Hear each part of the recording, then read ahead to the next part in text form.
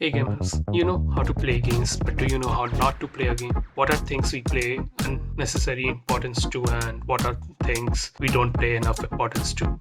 So, without further ado, let's get straight into it. Number one, buying the game for a wrong platform. There are very few games which are made for one specific platform. Most of them are made for a multitude of platforms, ranging from a variety of consoles, both old and new, as well as PCs, which is going to be its own separate point. One must make sure the game you're buying is for the console you're planning to play the game at. One cannot play a PlayStation game on an Xbox or an Xbox game on a PC, right? And since Christmas has gone by, I assume a lot of people have gotten games which they ask their older relatives or technologically less literate ones for and gotten maybe the right game but for the wrong platform. If you are lucky and you have the receipts, maybe you can just go to the store and get your money back or even get it exchanged for the right platform itself. But it's better not to leave things to chance and be thorough when you're buying the game exactly. If someone else is getting the game for you, maybe ask them to show what they are purchasing either through a picture or maybe through a video call before they actually put in their card details. Point 2, not checking the hardware requirements. This one is specifically for PC gamers. As you know, PCs are very diverse and no two PCs are alike. Even if two PCs have the same exact parts, their performance may not be the same. If you're a PC gamer like me, you need to make sure that the hardware in your computer can run the games without straining the hardware too much. I don't think there are games which will outright refuse to run if the minimum requirements are not met. Most which do run in less than minimum requirements end up looking like a PowerPoint presentation or end up turning off the PC entirely because they draw too much power for the hardware and end up overheating it. Sometimes you need to tweak your graphics settings to make sure your hardware can run the game, albeit at a lower rate. And this brings me to my third point, not altering your settings. Most games default to a preset graphics setting, or in some cases even some preset language or sound sticking. For around, I'll say around 70 to 80% of people, it will be alright. But for you personally, you might want to alter things around in the settings a bit. Maybe you don't care what the shadows look like, or the textures could be a bit lower res. Maybe you don't mind playing at a low resolution if you can get a better frame rate so the gameplay looks smooth. In a perfect world, we will be able to max out all the settings and the gameplay will still look buttery silky smooth. But in reality, even the latest hardware sometimes may not be even enough to run the latest games at their highest most settings. So don't be afraid to tweak your settings around to figure out what works for you and your hardware. Number 4, don't be stupid if you're pirating. Some of us are less fortunate than others and end up pirating the games which we love or we want to play. Sometimes it's not necessarily a bad thing because game companies themselves can be found selling pirated versions of the game. See, now that's some bullshit. Because the legally required ones just don't have the performance, or maybe they don't know how to remove their anti-cheat or something which they have put in the game and are no longer going to need it.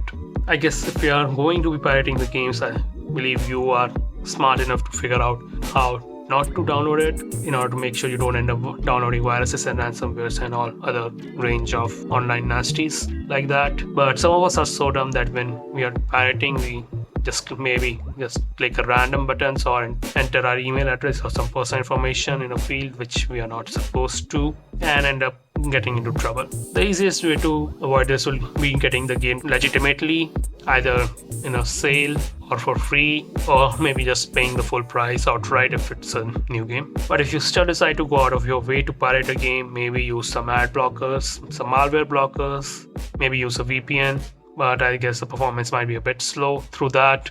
And never ever put out your personal information or even payment information on a sketchy website. But then I guess if you're pirating, you are not willing to put any payment information on a website whatsoever. Number 5, not updating your hardware or the game itself. Sometimes games are launched with some not so great performance, but the companies which published the game figure out the performance is not great and they launch update patches to make sure the game is running for as many people as they can possibly make the game run for. The game development is often done right until the launch day itself, and sometimes even after that, because the game may not be running on some platforms or for some users. Also make sure your drivers and operating system itself is updated. It's not uncommon for graphics card companies to publish driver updates as a game nears a launch date. Sometimes the game is better suited to run on an updated version of Windows. Even if you end up buying games on maybe a disk or a card, they are going to ask you to connect to internet to make sure there are not any update patches which are available. Number 6, cussing out players on an online match. Some games offer multiplayer, which you play either with one or two different people or maybe against some other team. If you are queuing up in a random matchmaking, you will be paired with a variety of players with skills which are not up to your standards, or with players who are too skilled, or some players might be new to the game and still figuring out how the game works, how getting a feel for it.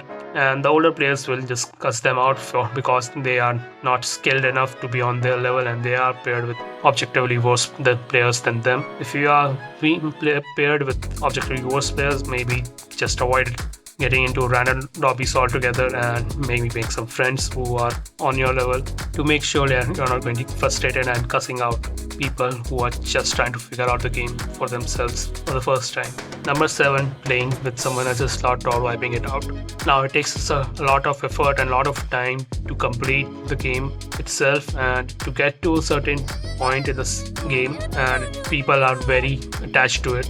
If you are borrowing someone else's copy of a game or playing on their system itself, ask them if you can add another save slot so that maybe your progress is your own, or if they allow you to play with their own slot, be respectful and don't maybe spend all the money in their account itself, the in-game money that is. Number 8, not taking care of health. Some of us get too lost in the game itself and forget about the other things in life or what's going around, or just keep staring at the screen for an unhealthy amount of time. Always follow the 20-20-20 rule. That is, look every 20 minutes, try to look at something which is 20 feet away for about 20 seconds.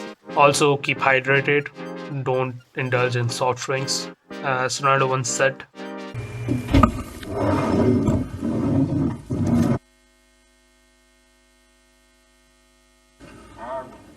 be careful when you're eating while gaming, because more often than not, the crumbs are gonna end up in your controller or your keyboard and maybe destroy it in the process itself. The cold drinks or any other sort of liquid which might end up hitting your keyboard or controller will definitely destroy it and also make your mother mad. Also, try to get up from time to time while playing, either to go to the toilet or just to get your blood flowing into your legs, and you might end up not getting too fat. Last but not least, forgetting to install the games after you're done playing. Sometimes people just finish the game and forget about it, or maybe they just are done with the game because maybe the gameplay sucks, or they are stuck on a really hard level, and then they end up wondering why the disk space on their hard drive is running low and they can't install any other games. Even if you're done playing with the game itself stays on the hard drive and will not go anywhere until and unless you uninstall it. So uninstall the games which you're not playing or done playing with to make space for other games or maybe some pictures or videos or anything else you might want to store on your hard drive. That is all I can come up with at the moment, but if you guys got any other things that you think should not be done when you're playing games, make sure to leave suggestions down below in the comments. Please like, share and subscribe, and I hope to see you in the next one.